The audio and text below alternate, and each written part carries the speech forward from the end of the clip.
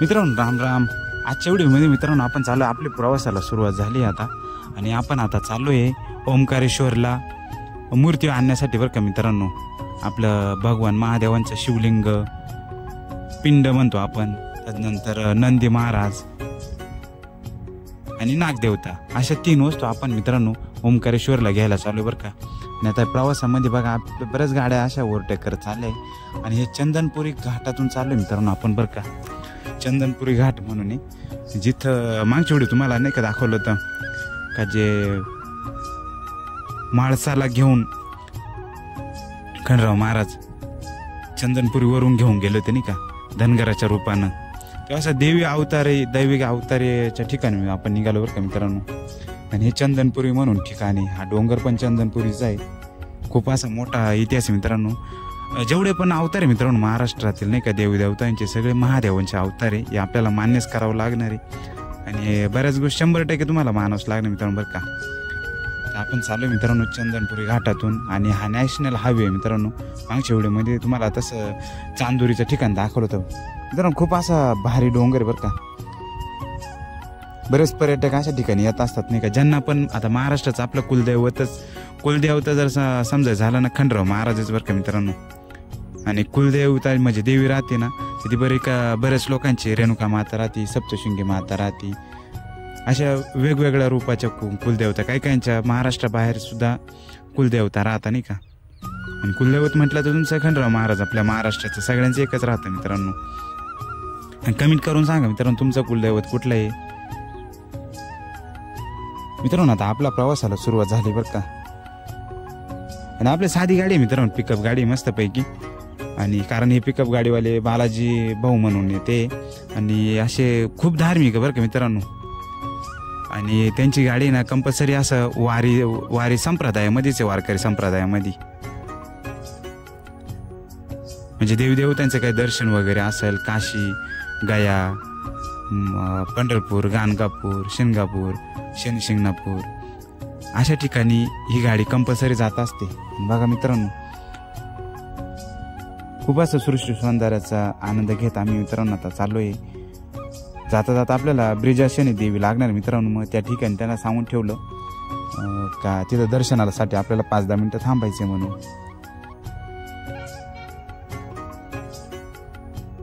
खूप सुंदर असे झाडं झुडपं, डोंगर, पर्वत, असे खूप भारी भारी पर्वत रांगा वगैरे.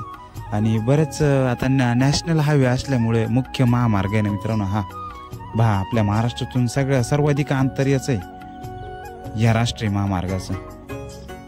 आणि बऱ्याच ठिकाणी असे डोंगर वगैरे मित्रांनो. हवे पहा एकदम सरळ रेष येते बघा. खूप मोठा असा हवे आणि बऱ्याच गाड्या ना खूप अशा स्पीडनं आम्हाला ओव्हरटेक करत होत्या. पर मित्रांनो कसं आहे सिरसलामत पगडी 50 अशी गंमत आहे आपली नाही का. त्याच्यामुळे आपण आपल्या मर्यादा ओलांडून नाही जायचं मित्रांनो नाही का. असा प्रवास करत करत आपण पुढे चाललोय मित्रांनो आता बघा.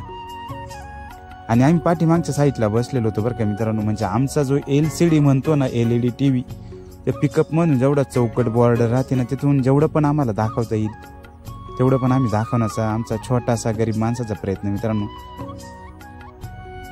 खूप असं हिरवागारपणा मित्रांनो आणि खूप अशी थंडी वाजते मित्रांनो बरं का.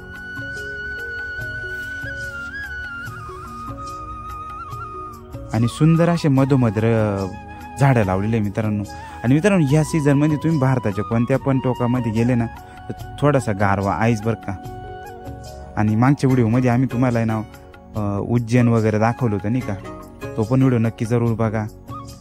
खूप मोठा डोंगर आहे मित्रांनो बघा या साईडला पण. आणि हा कोणता तरी गड आहे आता बघू शकता तसं तुम्ही नाही का पुढं.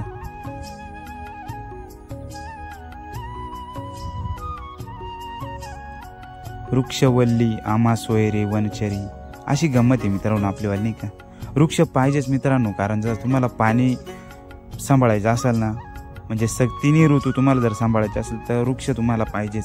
कारण मग ते ऊन वारा पाऊस त्यांच्यामुळे व्यवस्थित सगळं मेंटेन केलं जातं नाही का. मग असंच आपण प्रवास करत करत पुढं चाललेलो आहे.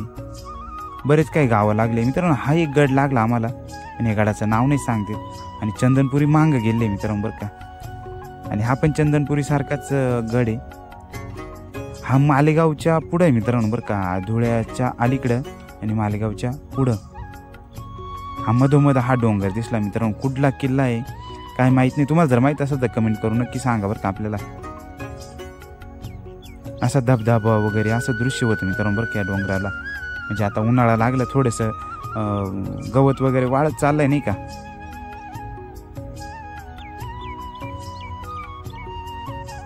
मित्रांनो एवढं वरती जाऊन राहणं आहे खूप अवघड परिस्थितीमध्ये. छत्रपती महाराजांच्या काळामध्ये प्रतापगड, जयगड, विजयदुर्ग, शिवनेरी असे जे गड जे होते, गड किल्ले ते सगळे उंच ठिकाणी होते बरं का मित्रांनो.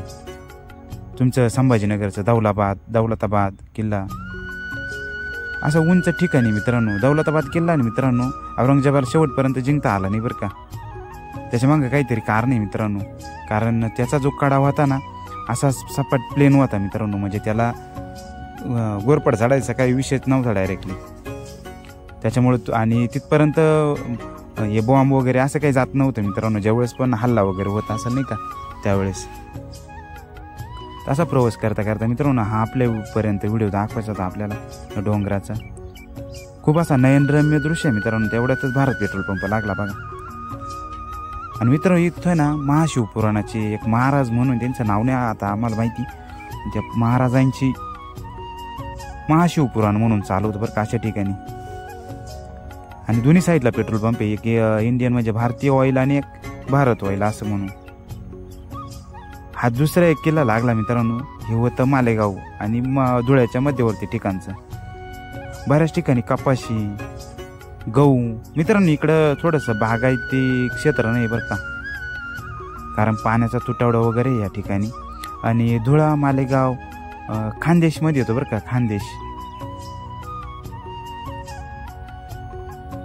खानदेश विभागामध्ये हा विभाग पडतो. जर पुढच्या साईडला गेलं तर मराठवाडा, नांदेड, आणि त्याच्या पुढच्या साईडला गेलं तर पुणा, परभणी,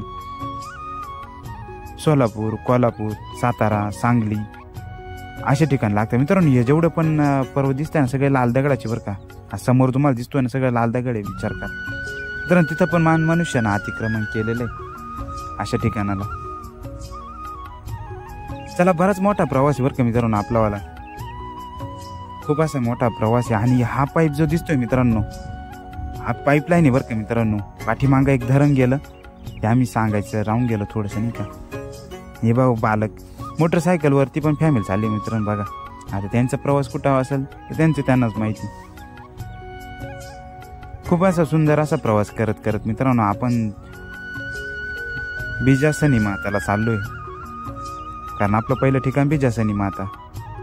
बरेच लोक भाविक भक्त मोटरसायकलवरती प्रवास करत असतात. काही नर्मदा परिक्रमा करताना मित्रांनो खूप असे आम्हाला मनुष्य जीव भेटले नाही का जे नर्मदा परिक्रमा करता. परिक्रमामध्ये त्यांना काहीतरी एक पुण्य किंवा काही असं महत्त्व प्राप्त होतं. ते महत्त्व प्राप्त झालंच माणूस सगळं देहाचे हे करून घेतो नाही का. बऱ्याच ठिकाणी मित्रांनो नॅशनल हायवेचे कामं चालू आहे. दगड वगैरे बघा, दगड विटा वगैरे असे पडलेले आहे. आणि पाईपलाईन आपल्यासोबतच मित्रांनो बरंच किलोमीटर अंतर चालू आहे आपण मित्रांनो. दोस्तांनो हा एक रस्त्यासारखाच मार्ग आहे किंवा त्याच्या साईडला काय दिसत आता आम्हाला दिसत नाही. पण हे नेमकं धरण आहे का रस्ता आहे हे काय आयडिया नाही बरं का मित्रांनो आम्हाला. म्हणजे काय कल्पना नाही.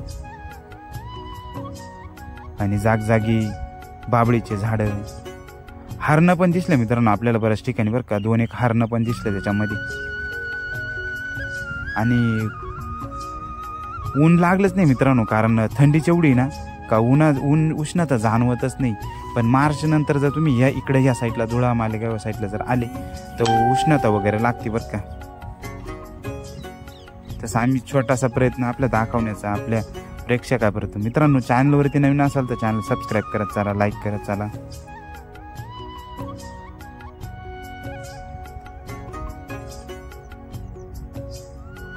मित्रांनो हे जे पर्वत लांगासारखं केलंय ना मित्रांनो बघा. इथं पण 2 मंदिर दिसू राहिले आपल्याला. आणि बऱ्याच रस्त्यांचे कामं, पाईपलाईनचे कामं असे चालू आहे मित्रांनो. बहुतेक हाय ना हवे असेल नाही का, जसा समृद्धी हवे राहतो ना तशा प्रकारचा हवे दिसतोय. पण त्याच पलीकडच्या साईडला काय आहे आपल्याला काय माहित नाही. तसं काटेरी वनस्पती इकडं आता पाण्याचं प्रमाण कमी असल्यामुळे ना काटेरी वनस्पती जास्त आहे बरं का. बऱ्याच ठिकाणी टपऱ्या, दुकानं, पावडचे, समोश्याचे दुकानं, हॉटेल जास्त होते मित्रांनो. हे बघा किती काटे आहे मित्रांनो, बघा या पाईपलाईनच्या आजूबाजूला. कारण पाईपलाईन पहिल्यांदा झाली असेल मित्रांनो, हे काटे नंतर वाढले असतील नाही का. आणि बऱ्याच ठिकाणी हिरवगारपणा वाटला मित्रांनो आपल्याला.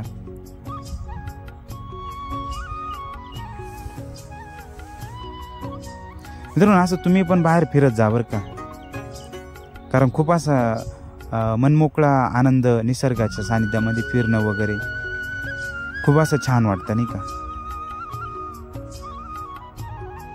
मित्रांनो इकडं समोरच्या साईडला रेल्वे लाईनचं पण काम चालू होतं बरं का. आणि समोरच्या तिकडं साईडला दगड जे राहतात ना मित्रांनो, जे रेल्वेच्या पटऱ्यामध्ये ते दगड गट्टू सारखे दगड वापरले जातात, ते या ठिकाणी बनत होते मित्रांनो. आणि सूर्यनारायणचं पण आहे बघा, हे दगड आहे मित्रांनो, बघा बारीक बारीक दगड आहे बघा. ते इथून भरून आपल्या महाराष्ट्रात पूर्ण येतं बरं का मित्रांनो. आता ही आपण MP म्हणजे मध्य प्रदेशच्याच बॉर्डरवरती अजून इथपर्यंत सुद्धा रेल्वे म्हणजे इंदोर, खरगोन, उज्जैन बऱ्याच ठिकाणी रेल्वे जाते मित्रांनो. पण बरेच असे ठिकाण जे तीर्थस्थळ आहे ना तिथपर्यंत रेल्वे वगैरे जात नाही मित्रांनो. त्याच्यामुळे आपल्याला रस्त्याचाच वापर करावा लागतो मित्रांनो. ही जी नदी लागली ना तापी नदी, बघा मित्रांनो किती मोठं पात्र आहे, एकदम मोठं पात्र आहे बरं का मित्रांनो. आणि किती सुंदर असा देखावा आहे मित्रांनो, मनमोहक, सातत्यानं बघत असावं असं ठिकाण मित्रांनो. बघा किती डोळ्यामध्ये असं हे क्षणचित्र, चलचित्र डोळ्यात साठवून ठेवण्यासारखं ठिकाण मित्रांनो, तापी नदी मित्रांनो बरं का.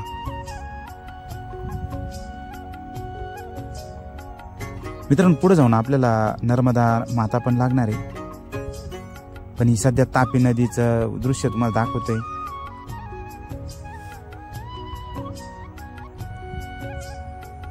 भरपूर मोठं असं पात्र आहे मित्रांनो, भरपूर वेळ गाडी चालली तसं तुम्ही आपण पाहताच नाही का. आणि आजूबाजूला काही गुरे, ढोरे, गाई, बैल असेच चरवत होते मित्रांनो. कारण मग नदीच्या ठिकाणी कसं पाणी असल्यामुळे तिथं चारा वगैरे राहतो मित्रांनो. आता आपण चहा नाश्ता वगैरे घेऊन आता परत आपल्या प्रवासाला सुरुवात केली आहे. बरेच सकाळचा मोसम असल्यामुळे मित्रांनो ना बरेच लोक ट्रॅक्टर वगैरे JCB घेऊन त्यांच्या कामाला सुरुवात केली बरं का. सकाळचे 6:36 झाले होते मित्रांनो, 6:30 वाजले होते. आणि इथल्या साईडला बघा मित्रांनो, ह्या डोंगरावरती ना खूप असे सागाचे झाडं, वृक्षारोपण खूप असं झालेलं आहे बरं का मित्रांनो. खूप असं जंगल आहे या साईडला. आणि बऱ्याच ठिकाणी ना मित्रांनो गाई वगैरे चरताना तुम्हाला दिसतंय मित्रांनो. आपण आलोय राजराजेश्वरी बिजासन माताची, तिथं आलो बरं का. जाऊया आतमध्ये मित्रांनो, आतमध्ये काय काय भेटतंय आपल्याला बघायला ते नक्की बघू. चला तर जाऊया पुढं. आणि आमचे बरेच भाविक भक्त मित्रांनो दर्शनासाठी सिंह महाराजांचं दर्शन घेऊन, आणि इथं नवदुर्गांचे जे मंदिर आहे मित्रांनो त्यांचं पण दर्शन आपल्याला घडलंच या व्हिडिओमध्ये नाही का. बरेच भाविक भक्त, लहान लहान माणसं, भक्त जन असे दर्शनासाठी या बिजासन माताचे तिथं आले होते बरं का मित्रांनो. हे झुंबर वगैरे पहा किती सुंदर असं आहे मित्रांनो. आणि लाल दगडामध्ये सगळं जे दानपात्र पण ठेवलं मित्रांनो. आणि फरची बघा मित्रांनो, सगळं ग्रॅनाईट वगैरे एकदम मनमोहक असं दृश्य मित्रांनो. ते वरती पहा कसं डिझाईन वगैरे केलेलं आहे, सुंदर असं देखावं आहे. झुंबर लावलं पहा मित्रांनो, हा झुंबर तर खूप आवडला मित्रांनो आम्हाला.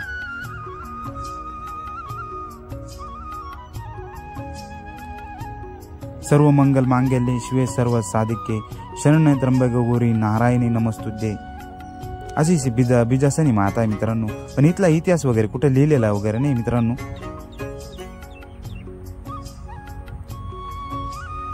आणि डोंगरामध्ये बरं का मित्रांनो या तिन्ही माता आहे ना, डोंगरामध्ये डायरेक्टली घाटामध्ये, घाट चढताना आणि उतरताना दोन्ही वेळेस इथं या देवीचं दर्शनाचं, कळसाचं दर्शन ते सगळं होणारच आहे मित्रांनो. पुढे जाऊया मित्रांनो. आता आपण पुढे बघू कोणत्या कोणत्या देवता. आता तुम्ही दाखवण्याचा आमचा छोटासा प्रयत्न. सूर्यनारायण, चंद्र भगवान अशा त्या कोरीव आखीव रेखीव कामामध्ये केलं मित्रांनो. चला आता पुढच्या देवींचं आपण दर्शन घेऊ. बरेच भाविक भक्त दर्शनाचा लाभ घेऊ राहिले बरं का मित्रांनो. बघा मित्रांनो, बऱ्याच अशा मूर्त्या तिथं ठेवलेल्या आहे. ब्रह्मचारिणी माता, चंद्रघंटा माता, तदनंतर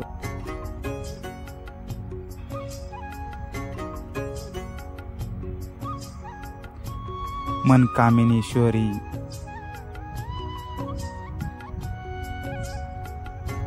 अशा बऱ्याच दुर्गा मातांचं दर्शन मित्रांनो आपल्याला हो राहिलं. बघा खूप अशा मूर्त्या मित्रांनो या ठिकाणी. आणि बरेच भाविक भक्त मित्रांनो दर्शनाचा लाभ घेत होते बरं का. आणि पुढच्या साईडला मित्रांनो आपल्या महाबली बजरंग बलींचं दर्शन घ्यायचं आपल्याला पुढे जाऊन. आणि हे आपले प्रभू रामचंद्र जे मागच्या व्हिडिओमध्ये आम्ही तुम्हाला पंचवटी वगैरे दाखवलं होतं. आणि मित्रांनो हे सगळं बघा, सगळ्या साईडने ना डोंगर वगैरे बरं का मित्रांनो. बहुतेक पावसाळ्यामध्ये इथं थोडीशी माती वगैरे दगड वगैरे पडत असतील, बऱ्याच ठिकाणी पडलेले दिसले आम्हाला बघा. आणि पत्रे लावले त्याला कारण ते मित्रांनो कसं मग ते कळसावरती दगड वगैरे पडू नये तेवढ्यासाठी लावलेले मित्रांनो.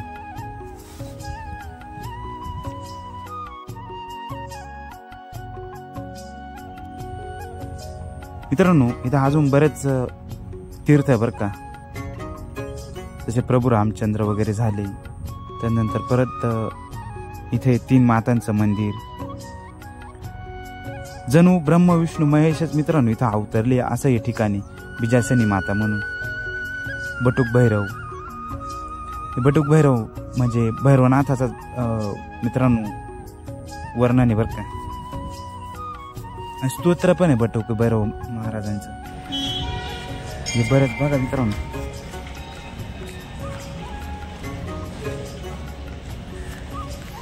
बऱ्याच अशा गाई आहे बरं का इकडं.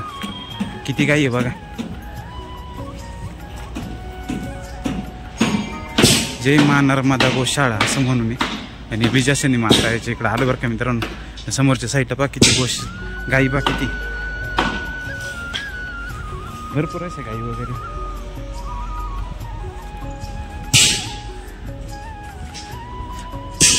यज्ञ मंडप आहे मित्रांनो हे गोशाळा वगैरे. आणि वरती ना मित्रांनो महादेवाचं मंदिर बरं का त्या वरती. मित्रांनो आपण घाट सोडून आता चाललोय ओंकारेश्वर साईडला बरं का. तिथं ममलेश्वरम ओंकारेश्वरम असे 2 ज्योतिर्लिंग आहे.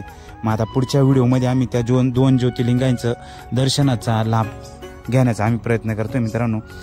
बघा मित्रांनो केवढा मोठा डोंगर आहे. या डोंगराच्या उताराला म्हणजे घाटामध्ये ही देवी प्रगट झालेली मित्रांनो. आणि जेवढे आपल्या कुलदेव देवता आहे ना मित्रांनो, जेवढे पण भगवान महादेव किंवा देवींच्या अवतार रेणुका माता, सप्तशृंगी माता, जेवढे पण आपले आहे देवता ते सगळे असे डोंगरामध्येच राहिलेले बरं का मित्रांनो. त्यांचं निर्माण वास्तव्य तिथं डोंगरामध्येच आहे. ते का आणि कशासाठी काहीच सांगता येत नाही बरं का मित्रांनो. बरेच भाविक भक्त त्यांच्या समस्या सोडवण्यासाठी त्या ठिकाणी जात असतात. चला आपण पण आता भेटू. कसा वाटला तुम्हाला कमेंट करून नक्की सांगा.